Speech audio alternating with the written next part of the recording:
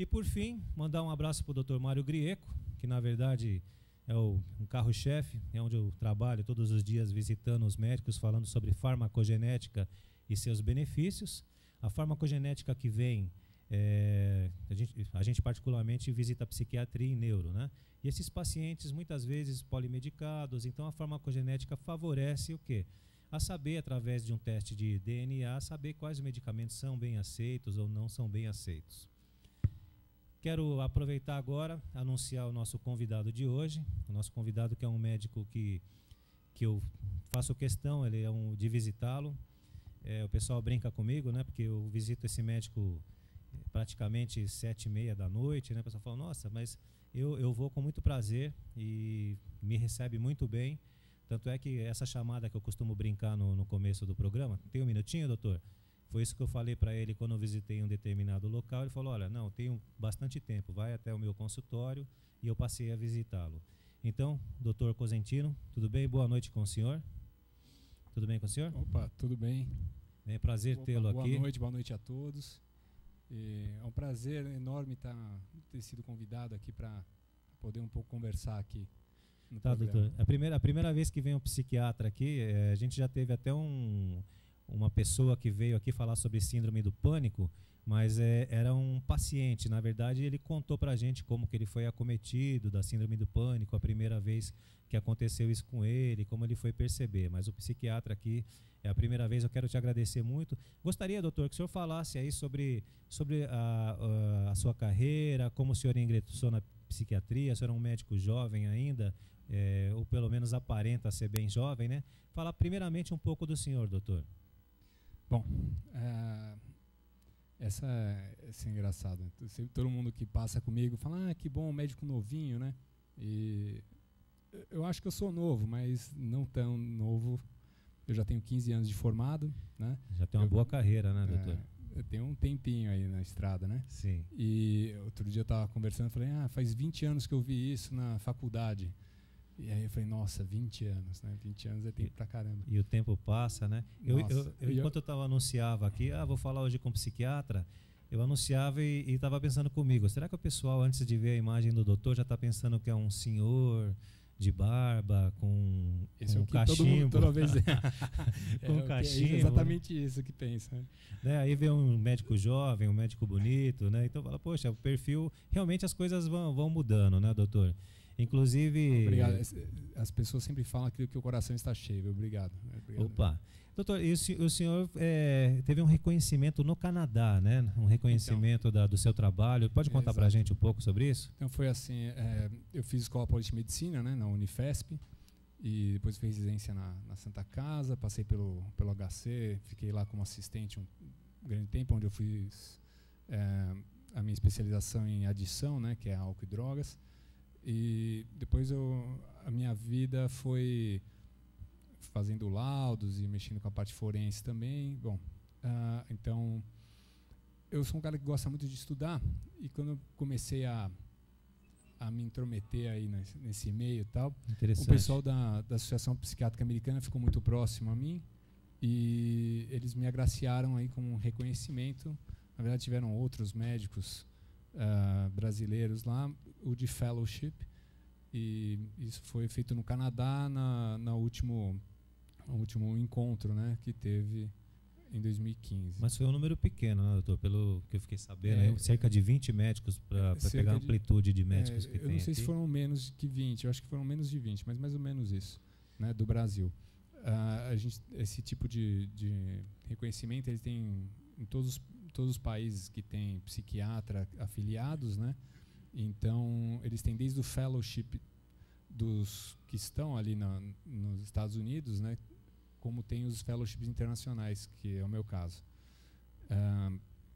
E lá, você estava falando da farmacogenética, é uma coisa que os Estados Unidos estão investindo muito nisso, né? Até eu fui especialmente numa das palestras que falava sobre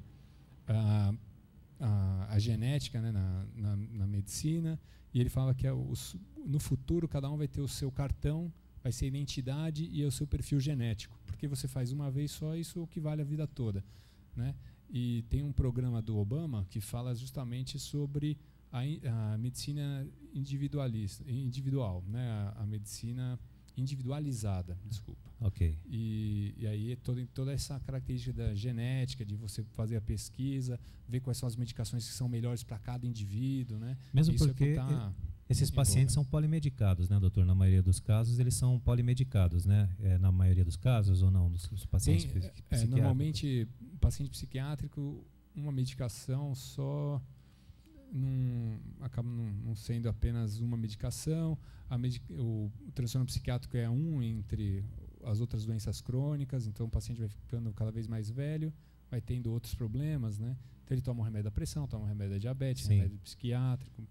Então tem uma série de interações que podem acontecer aí. Então como o senhor comentou aí da farmacogenética, né? Sim. Eu vou contar um caso rapidinho que eu fui visitar o doutor, entre outros, né? No dia que eu o conheci, falei, dá licença, doutor, posso visitá-lo, falar um pouco sobre a medicina do futuro, na medicina personalizada. Ele falou, isso muito me interessa. E aí que o doutor Cosentino falou, bom, vai lá no meu consultório e a gente vai conversar com calma. No dia que eu visitei o doutor, inclusive foi uma pessoa de dentro do laboratório juntamente para falar, porque eu estava começando, então essa pessoa tinha mais conhecimentos e tem até hoje. E a gente chegou lá para falar de farmacogenética e o senhor pegou e acabou o senhor dando uma aula para a gente, né? aí a gente ficou olhando um para a cara do outro e falou, poxa, isso daqui eu nem sabia que existia na verdade. É uma coisa nova no Brasil, mas eles pegaram estudando, né, essa... Então, como o senhor já vem com esse conhecimento de fora, né, acabou trazendo informações que a gente não conhecia e que foram enriquecedoras, na verdade, né? Então, a gente já aplicou isso com outros médicos, inclusive, esse conhecimento que o senhor passou para a gente, né? A gente acabou aplicando isso. Mas vamos lá, doutor, hoje existe um perfil definido de pacientes que procuram o psiquiatra, em que momento eles procuram? Depende de classe social, procura mais rápido ou depois? Qual é o perfil hoje do paciente psiquiátrico, o paciente que vai até o senhor? Bom, pensar aqui um pouquinho, acho que teve uma mudança nesses últimos anos, né? Acho que uns 10, acho que mais, né? Digamos uns 20 anos aí, a psiquiatria tem mudado muito no perfil no Brasil. O preconceito que se tinha da época do... Né, antigamente era louco, né? Tinha aquele filme do Bicho de Sete Cabeças, né? Então era visto a psiquiatria como algo do louco, alienado, que precisava ficar encarcerado, né? Eu acho que isso foi mudando e ainda bem, né? Eu tenho muito essa filosofia da gente tirar o preconceito, né, das doenças, porque todo mundo pode ser acometido, né? E você deixa pelo preconceito, você fica sofrendo, a pessoa às vezes chega depois de muito tempo por causa do preconceito. Hoje em dia, a gente tem uma divulgação muito grande, tem novelas que falam sobre os transtornos psiquiátricos. Sim. Então, eu tenho a impressão, carece de um estudo no Brasil, acho, não me lembro aqui do estudo, mas o perfil mudou e o tempo de espera para uma consulta, ou pelo menos a procura, a vontade por passar por um psiquiatra, em todas as classes sociais, eu tenho a impressão de que mudou, né, doutor? Mudou. O pessoal, quando começa a sofrer, fala, não, isso aqui é psiquiatria, tem muita informação na mídia, então, eu passei mal aqui, estou com o coração apertado, batendo, acho que eu vou morrer. Ele vai no pronto-socorro, na hora que ele vê que não é nada cardiológico, na hora o próprio paciente já sabe, eu vou ter que passar no psiquiatra. Eu acho que mudou bastante em qualquer classe. Inclusive, o senhor falando aí, eu começo a lembrar lá no começo, quando eu comecei a trabalhar com divulgação, com propaganda médica, e eu visitava psiquiatras naquela época, região do Pacaembu, bastante médicos ali, psiquiatras. E era justamente isso, você chegava para fazer a visita para o psiquiatra, você era direcionado para uma outra região dentro do consultório, você não ficava ali junto com os pacientes. Então você ficava totalmente separado. Eu acho que de repente tem alguma coisa a ver com isso do preconceito, talvez a vergonha. E hoje não, hoje você chega no consultório do psiquiatra e o paciente vem e bate papo e você acaba ficando ali na maioria dos casos, né? na mesma região, dentro do consultório, dentro do ambulatório, que o paciente fica. Então, acho que mudou bastante, né? Eu concordo com o senhor. Mudou, ainda mais que qualquer um pode estar lá no consultório, né? Qualquer um. Eu tenho pacientes são amigos de infância que me procuraram depois e vieram se tratar comigo, assim. Ainda bem que mudou, né? O paciente ele não é uma classe especial. Verdade. Né? Não, a gente tem que ver. Todo mundo pode passar por um problema, tanto que o pânico mesmo. Você tem 85 a 95% das pessoas podem ter um ataque de pânico durante a vida, né? Essa é a prevalência mundial aí. Então, doutor, por exemplo, pacientes, o estresse, né? O estresse ele pode gerar também algum tipo de patologia ligado na sua especialidade, a psiquiatria? Porque, por exemplo, a gente que vive aqui em São Paulo, a gente vive uma vida sob estresse constante, né? Tanto no trânsito, no trabalho. Isso pode favorecer? Sem dúvida. A gente estava falando ali das causas, a gente nem entrou no assunto, que bom que a gente fala aqui para todo mundo. Sim. A doença psiquiátrica, hoje em dia, pelo menos a visão das linhas que eu sigo, e, né, que é baseada em pesquisa e tudo mais, fala-se muito é multifatorial. Você tem, lógico, na sua genética um tipo específico de conformação programada, né? Isso, certo. Como por exemplo, você tem a pele uma cor, predominantemente branca ou preta, só que tem tonalidades que vão depender de uma série de outros fatores. Se você pegar a minha filha, por exemplo, minha filha é branca, mas ela certo. Se expõe bastante ao sol e ela tem a pele mais morena, certo? Então, assim, ela apresenta uma outra característica. No cérebro, é lógico que eu estou fazendo Não, mas é interessante, doutor. Interessante porque a gente vai viajando junto aqui no seu raciocínio. Vamos viajando. Vamos aí. Lá. Eu tento fazer sempre uma analogia para ver se fica mais palatável, porque se eu falar muito técnico fica difícil, né? Assim, eu começo a viajar aqui Sim. dentro das fórmulas, né? Aí não vai dar. Então, o cérebro se constitui, ele tem uma programação para se constituir de uma certa maneira, né? Só que digamos assim, os dois bebês são gêmeos, tem muito estudo de gêmeos dentro da psiquiatria para justamente saber o que acontece. Então você tem os gêmeos, só que de repente um recebe mais sangue que o outro. O cérebro de um vai ser igual ao outro? Provavelmente não. Não. Né? Um vai ter mais nutrição, vai se desenvolver de um jeito. Então, assim, independente da genética ser idêntica dos gêmeos, né, você vai ter dois cérebros já diferentes. E aí, para a vida toda, porque o cérebro ele vai se moldando, digamos assim, ele vai tendo novas... a rede neural ela vai se formando e ela vai ganhando novas conexões durante a vida, principalmente em toda a sua fase de desenvolvimento, que vai até a adolescência. E hoje já se fala em adolescência até 20 anos de idade, porque você tem uma plasticidade cerebral em toda essa parte. Hoje em dia se sabe que até um idoso tem plasticidade cerebral, lógico, numa velocidade muito mais reduzida, mas existem modificações no cérebro até do idoso. Então, além daquela carga genética que vai dar uma estrutura de um jeito, você tem toda uma série de fatores que vão acontecendo ao longo da sua vida, inclusive os traumáticos, inclusive o estresse de mais várias formas. Se você passa um calor muito grande, é um estresse para o seu corpo, né? Mas se você vive numa cidade que você tem estresse psicológico, você tem que chegar num determinado momento, você é pressionado para fazer tal coisa e tal, tudo isso vai fazendo o seu cérebro se adaptar a essa maneira de você estar vivendo e podem ser modificações duradouras. Você pode ter uma programação lá dentro, igual tem uma diabetes, por exemplo, que eu falo, vou até mudar um pouco a analogia. Em vez da diabetes, vamos falar, por exemplo, do câncer. Câncer de pulmão tem todo mundo que fuma? Não. Né? É só quem tem o gene do câncer de pulmão dentro da célula, que na hora que vai vir aquele estímulo, né, do cigarro e das diversas substâncias que tem no cigarro, certo, que vão fazer aquele gene proliferar um câncer. Okay. Então é a mesma coisa. Você tem um cérebro, às vezes ele já tem até uma programação de ter uma doença específica. Dependendo do tipo de estresse que você tem, essa doença pode irromper. E aí você apresentar uma doença, se você vivesse num lugar, digamos, sem estresse, né, você não teria. Então, eu lembro até de uma menina que fazia jornalismo, ela queria escrever um artigo sobre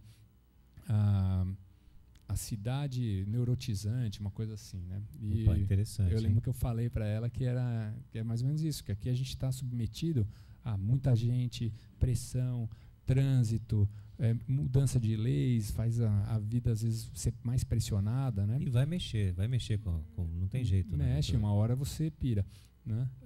Todo mundo pode pirar, essa é uma outra coisa que a gente precisa tirar. Não existe o perfeito, não existe o ideal, né? Em determinado momento pode acontecer com qualquer pessoa, né, doutor? Exato, se você é uma pessoa muito bem estabelecida, digamos assim, fez terapia, tem uma constituição genética boa, tudo, mas se você é submetido a uma pressão muito, muito, muito intensa, principalmente na sua fragilidade, que todos nós temos uma fragilidade psíquica, e você fica pressionando essa pessoa, ela vai romper. Você pode ver que os grandes militares, né, que a gente tem aí, os mariners, né, os americanos, eles vão para a guerra e muitos voltam totalmente abalados, traumatizados, né, exatamente. Né? Lá nos Estados Unidos, aliás, tem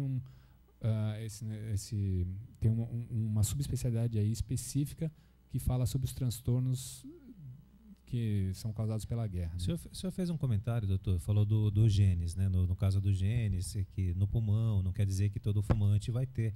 Então, me lembrou um pouco hereditariedade, né? Existe também um histórico de hereditariedade, de você herdar alguma coisa do pai e da mãe em problemas psicóticos, em problemas de psiquiatria em geral? Lógico. Você pode, por exemplo, quem tem um dependente de álcool, pai, né, assim, que tem uma ligação genética, você tem 70% de chance de ter desenvolver, né, doutor? E você tem essa fragilidade dentro de você. Então, transtornos afetivos também, tipo o bipolar, né, tem mais ou menos uns 60% de chance. Então, essa ligação tem.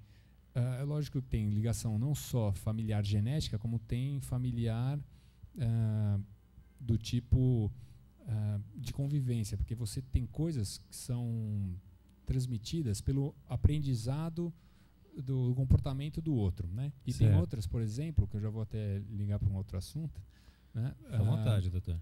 Que é sobre o suicídio. Por exemplo, pessoas que têm um cônjuge que se suicida têm mais chance de se suicidar também. Inclusive, a gente está agora no Setembro Amarelo, né, doutor? Exato. Você viu minha gravata aqui? Então, eu ia fazer esse comentário, né? Eu vi a sua gravata, eu falei, bom, vai fazer algum comentário sobre o Setembro Amarelo, né? Então, o índice de suicídios, no caso, quando a esposa se mata, o marido, aí o cônjuge acaba tendo uma tendência maior, uma propensão maior a ter esse tipo de atitude?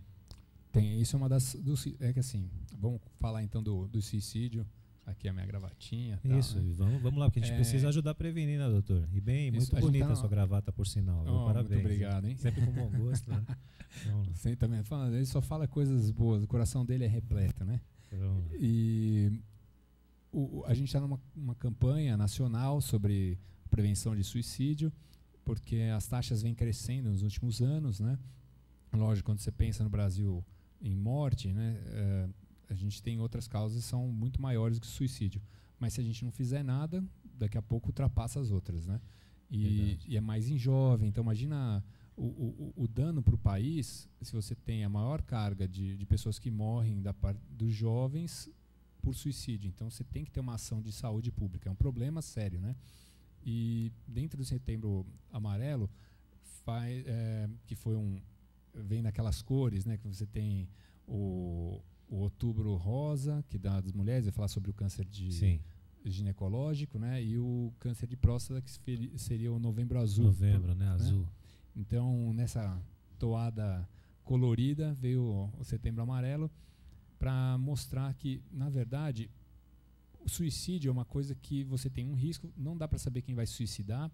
Então, quando a pessoa começa a ter pensamento suicida, que são 17% das pessoas, né, que tem esse comportamento, tem o pensamento, a cada 100 pessoas, 17% tem esse tipo de comportamento, de pensar no suicídio. Doutor, né? Os pacientes relatam isso? Eles costumam falar? Então, eu sou especialista e eu vejo muito, e isso é rotineiramente. É sua rotina no dia a dia, né? Eu pergunto para todos os pacientes, mesmo porque ele não fale nada. Agora, o negócio da prevenção do suicídio é porque a maioria dos pacientes, ou daquela pessoa que está sofrendo e está pensando em suicidar, ele não vai falar com o psiquiatra direto. né? Ele vai chegar numa consulta clínica, ele vai chegar no dentista, ele vai chegar no enfermeiro, vai chegar no amigo. E se você deixar isso aí passar, né, a pessoa pode passar do pensamento para uma ação, né, e chegar a cometer. Quando a pessoa comete, só para você ter uma ideia, quem tem uma tentativa anterior, 5 a 6 vezes tem de chance de fazer de novo. E 50% das pessoas que tentaram uma vez conseguem se matar. Conseguem, então, quando a pessoa chega nesse ponto, é um evolutivo. Então, como tem essa evolução, a gente tem várias e várias chances de tentar chegar nessa pessoa e conduzir ela, na verdade, a um tratamento e chegar no psiquiatra. Então, é muito importante para as pessoas, aí, os nossos telespectadores, né, web telespectadores, estarem atentos. Às vezes a pessoa fala numa conversa informal, naquele acaba shopping, soltando alguma coisa, né? Exatamente, e a pessoa está precisando. Então, você tem que ouvir e falar, pô, vai conversar com alguém que tenha aí gabarito, vai no psiquiatra, né? Inclusive me lembrando aqui, eu lembro que quando eu era mais jovem, eu via muita propaganda do CVV na TV, né? Exato, o CVV é uma das... O CVV ainda existe, então quem precisar procurar, se não me engano, é um 44 telefone, né? Quem precisar é um trabalho bonito também, um trabalho bem feito que ajuda aí muitas pessoas a se prevenirem. Só para fazer um adendo, quando o senhor comentou comigo a respeito dos casos de suicídio, eu dei uma buscada na internet e eu vi que realmente a maioria são jovens e aumentou 30%, né? 30%. Exatamente. E a população não cresceu essa quantidade, né, doutor? Então, como o senhor bem colocou aí anteriormente, ou seja, a base do país, a base das pessoas que teriam que estar formando aqui o país, a família, tudo em geral, e essas pessoas, a gente está perdendo muita gente, né, no caso, né? Assim, se for pensar em custo, quem faz muito estudo de custo é os americanos, né? Sim. E eles veem o custo direto, indireto. O que seria o custo direto? A pessoa morreu, então qual é a consequência dessa morte diretamente? Ela não está trabalhando mais, certo, por exemplo. Agora tem um monte de custos indiretos, porque até chegar nisso aí, ela movimentou a família também parou de trabalhar, teve que ficar internado porque teve algum problema, né? Se ela não tem uma morte imediata, né? Tem pessoas que eu não vou ficar dando ideia aqui, né? Melhor não falar. melhor mas deixar, tem métodos que as pessoas usam que elas queimam o esôfago, e na hora que ela queima o esôfago porque ela fez uma tentativa por ingerir alguma coisa, foi frustrada, né? Ela tem lesão que ela vai ter diversas intervenções, vai ser operada, vai perder vários dias de trabalho, quer dizer, são outros custos também. A família, alguém que vai ter que ficar lá, vai ter que cuidar das coisas que ela tem na casa. Assim, o custo para o país vai aumentando de uma tal maneira, né? Que se a gente for pensar em custo, né, além de perder a vida que não tem preço, né? A vida não tem preço. É como o pessoal em hospitais, eles costumam falar. A gente sabe, às vezes tem um custo alto, um paciente, mas porém a perda dele você não vai conseguir mensurar, na verdade, né? E doutor, pacientes com síndrome do pânico, eu tive um amigo propagandista que ele desenvolveu a síndrome do pânico depois que teve um assalto, ele foi assaltado de uma forma meio severa demais, meio brusca. Aí ele foi diagnosticado com síndrome do pânico. Ele tinha medo de sair para trabalhar, teve que fazer um tratamento. A síndrome do pânico ela pode acontecer pós um evento desse, por exemplo, um assalto, alguma coisa que seja traumatizante, mas como pode vir também de algo que você não espere. De repente, um dia você é acometido por ela? Então, normalmente, assim, o diagnóstico em psiquiatria, ele é uma classificação diagnóstica um pouco diferente das outras áreas da medicina, né? Por exemplo, você fala em câncer de próstata. O que é o câncer de próstata? Você pega a próstata, abre e vai ter lá um tecido que está se desenvolvendo de forma anômala. Então, você pega e você sabe a etiologia daquele problema, certo? Quando você pega a psiquiatria, não, você junta um monte de sintomas e tenta falar, você tem pânico, você tem um transtorno pós-traumático. Na verdade, o que acontece na guerra, né, são transtornos pós-traumáticos. Talvez, depois de um assalto, seja um transtorno pós-traumático.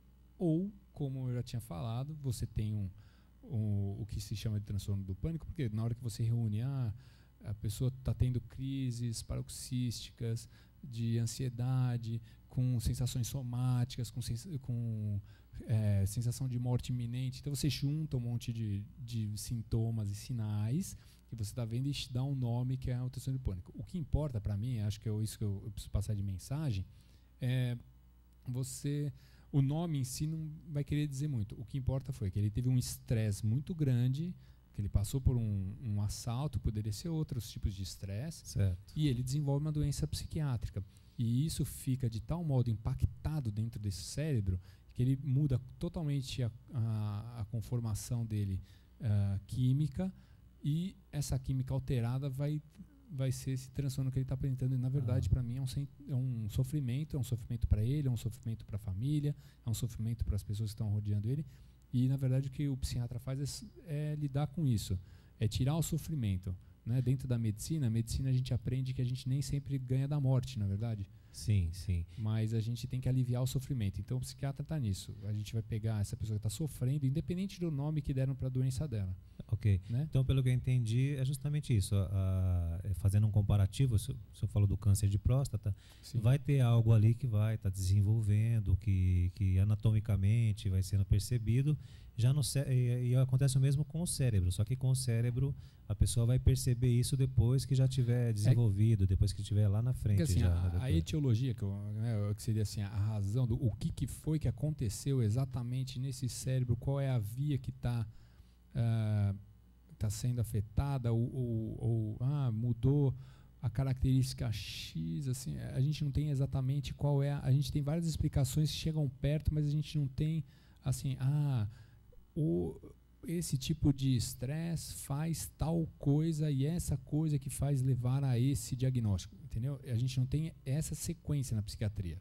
Então o que acontece tato, né? Você tem uma lesão sem dúvida no sistema nervoso central, que vai fazer a pessoa ter uma alteração que é visível, e ela também sente. Então a pessoa fica tremendo, fica trêmula, isso não é visível? Sim, sim. Né? Todo mundo vê que a pessoa está tremendo.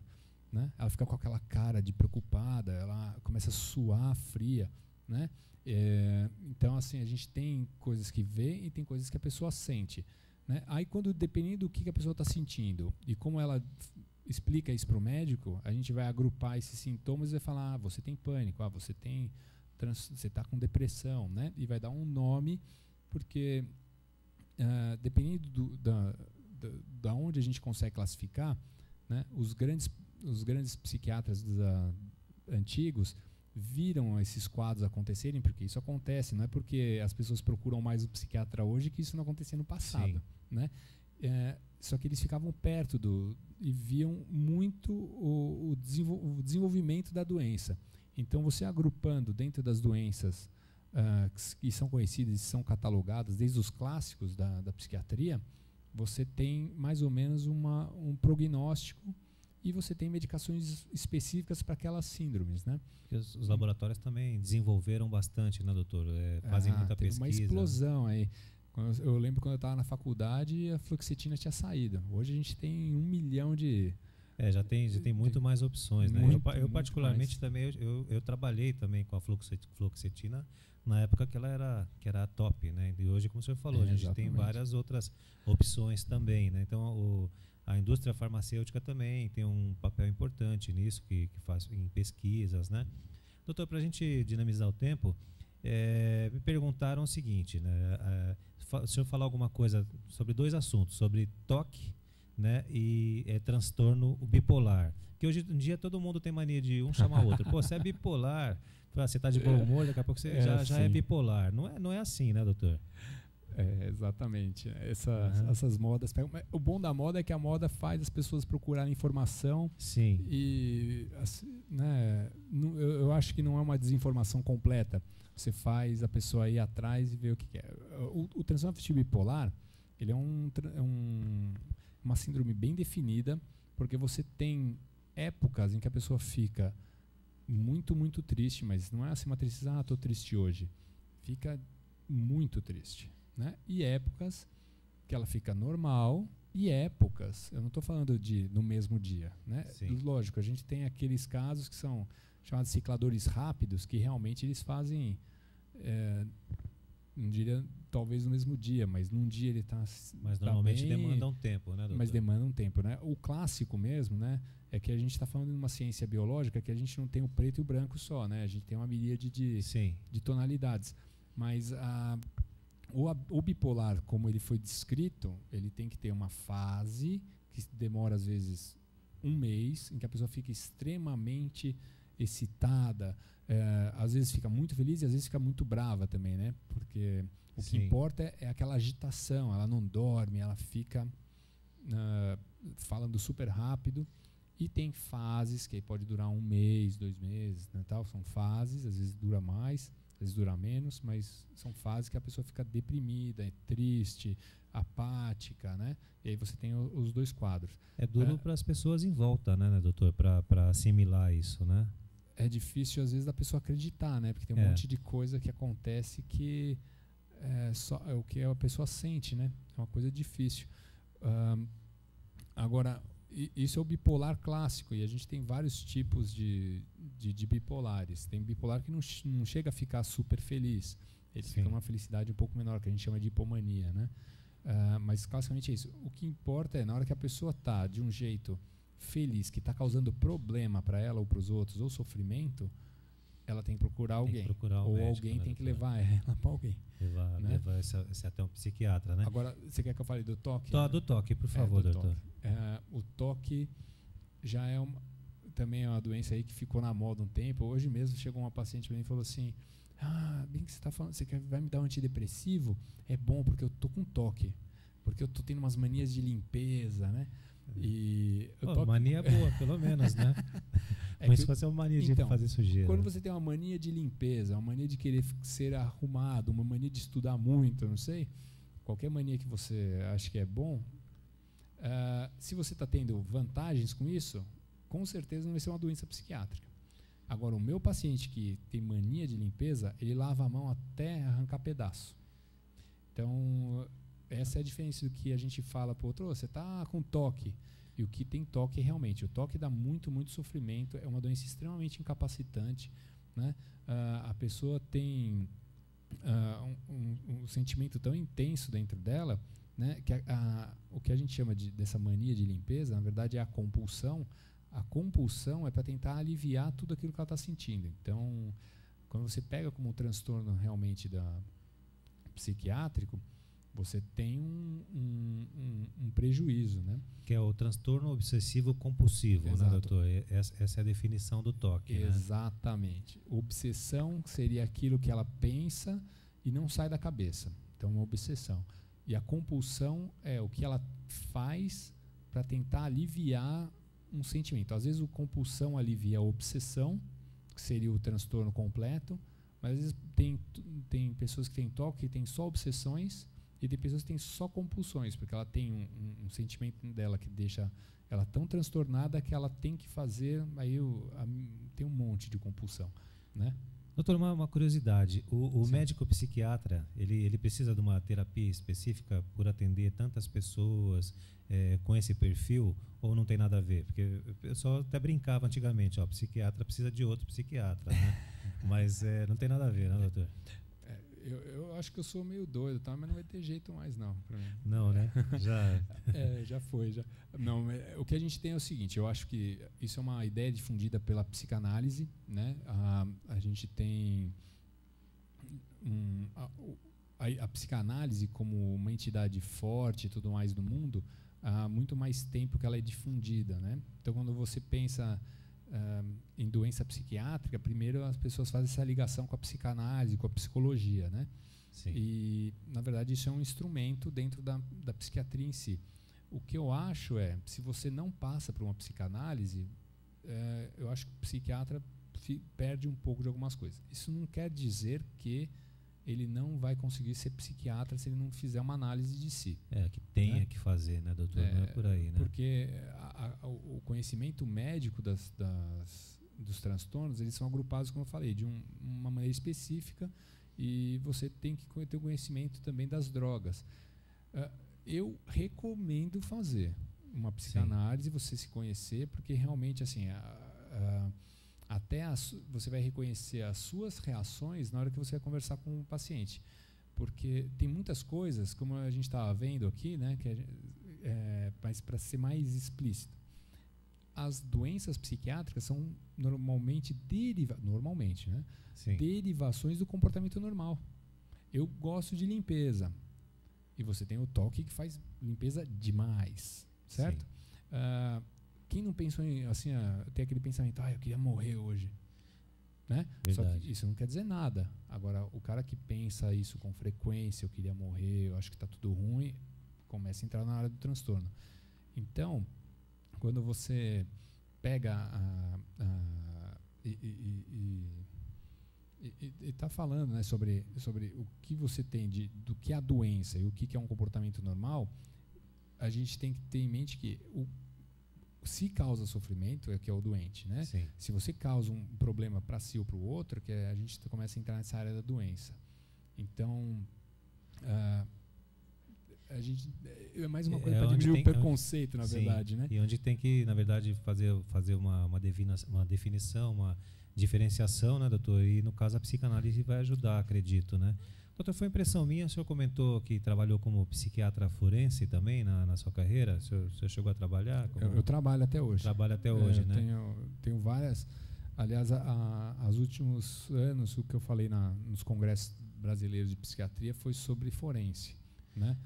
Só da psicanálise, assim, quando eu estava falando do desvio do comportamento normal, para terminar, porque a gente acabou, né, falando, se eu não reconheço um comportamento meu, que, por exemplo, quando alguém me irrita, né, quer dizer, me irrita, eu fico irritado, eu posso responder de um jeito. Sim. Né? Então, eu acho que o que teria a contribuição no psiquiatra de fazer uma análise, por exemplo, uma terapia, seria isso, você reconhecer em si quando você tem esse tipo de sentimento e falar assim, por que eu estou tendo isso agora com esse paciente, entendeu? Então, é esse instrumento que seria recomendável. Sim, voltando, não esquecendo, né, o médico é um ser humano como outra pessoa qualquer, né, doutor? Então, né, vai ter seus problemas físicos, vai ter seus problemas psicológicos, então é muito importante, bem colocado.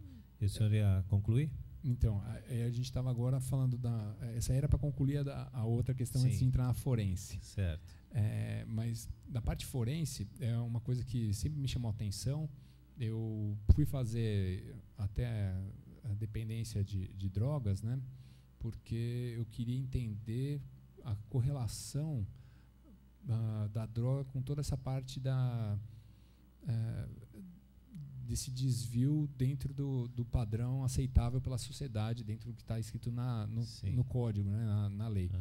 E de tanto ver assim, essas inter-relações, eu acabei começando a fazer laudo para juiz, e hoje eu tenho uma grande parte da minha atividade na parte forense. Então, eu sou assistente técnico da União, né? E tem vários juízes que também pedem a minha opinião em algum caso. Depende, assim, nós temos várias áreas do direito, né? Sim. Então, você tem desde a área de civil, tem da área trabalhista, né, a área criminal. A psiquiatria forense veio como definição, digamos, clássica dela, né, porque ela tinha esse papel do psiquiatra dar a opinião dele dentro do criminal. Né? A gente tem artigos específicos para isso. Mas hoje em dia, assim, a quantidade de perícias que tem trabalhista da área psiquiátrica, esse negócio do assédio moral, que foi... Né, cresceu muito, né, doutor? Muito, então até a banalização, acho que hoje em que dia tem acontecido o bastante. Bullying, né? Então todas essas coisas chamam aí o especialista para dar a opinião, né? Então, doutor, eu quero aproveitar, já que o senhor tocou nesse assunto, o tempo ele hoje é muito rápido, a gente começa a falar de alguns assuntos, passa muito rápido. E se você não me corta, eu falo sem parar. Não, mas é legal, doutor, é bacana que o senhor vai falando e a gente vai adquirindo aqui conhecimentos, né? Eu quero já te fazer um convite, a gente pretende fazer um programa falando sobre isso, sobre dependência química, e o senhor tocou num ponto importante, a inter-relação da dependência química também com algum perfil mais agressivo, não aceito pela sociedade. Como o nosso tempo está acabando, eu já deixo aqui o convite no ar, espero que o senhor aceite, né? Opa. E quero agradecer a sua presença, doutor. Eu gostaria de mandar algum recado. Está me impressionando aqui no ar, pô. Mas é um prazer, é um prazer. A gente só tem que ver o dia que eu consigo me organizar para estar porque a gente tem que ver o dia. Médico ocupado, o doutor já várias vezes eu fiz o convite, mas a gente entende, a gente sabe. Tanto é que quando eu tenho que visitá-lo, a gente acaba indo 7, 8 horas da noite, tá? Doutor José Eduardo Cosentino Júnior, né, doutor? Não, José Eduardo Milori Cosentino. Milori Cosentino, né? Milori. A pronúncia que eu falei é Cosentino mesmo, né? Cosentino. Tá, então, quem também tiver alguma dúvida, eu vou colocar o e-mail aqui do programa, que é o redesocial@divimas.com. Eu posso dar o telefone do consultório? Por favor, também? doutor, eu ia pedir essa gentileza para o senhor já dar o telefone de lá também. Eu tinha até preparado um cartão, mas acho que não te entregaram. Aí não, vamos passei, lá. Mas, e eu tenho o seu cartão, viu, doutor? Daí também vou divulgar aqui também, passar, por favor. 2548-0427. 2548-0427. Isso, o senhor tá ali... As meninas que mandam na minha vida, eu não mando nada. Minha mulher manda em mim na vida pessoal e as secretárias na profissional. Eu não mando nada em mim. Então tem que ligar lá e falar com doutor, ela. eu vou ser obrigado a concordar. Pelos últimos acontecimentos, eu vou ser obrigado a concordar. Mas todas mandam na gente, não tem jeito. A gente é pau mandado. É verdade. Doutor, muito obrigado pela sua presença, as suas informações enriquecedoras. Espero fazer esse programa falando sobre esse desvio de conduta no uso de drogas, dependência química. Quero agradecer a todos, mandar um grande abraço, fiquem com Deus. Semana que vem a gente vai estar aqui novamente, se Deus quiser. Um abraço. Tchau, pessoal.